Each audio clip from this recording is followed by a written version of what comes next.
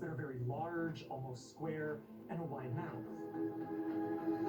Horrified, the young man asks his grandfather for the story behind the strange skull. Back in 1933, he was a construction worker on a bridge over the Songhua River, which translates into English as the Black Dragon River.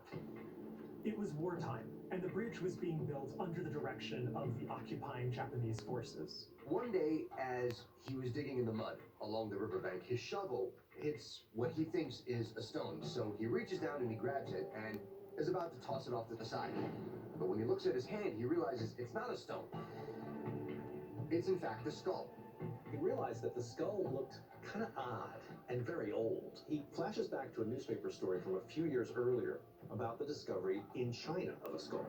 It was known as the Peking Man.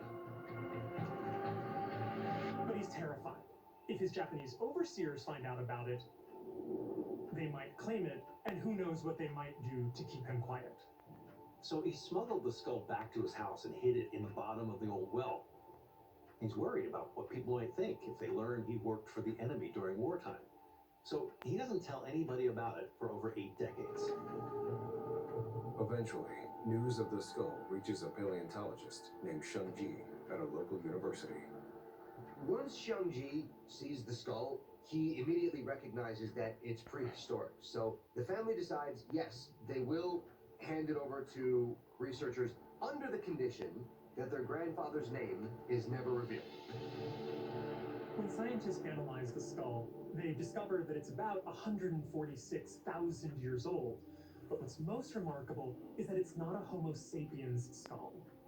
They suspect it's a new distinct human species, an extinct relative of Homo sapiens, even more closely related to us than the Neanderthals.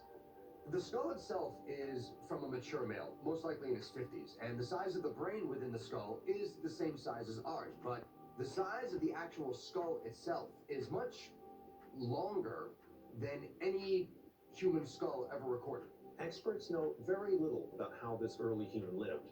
So far, we haven't found any other fossilized remains or any tools, weapons, or any items that might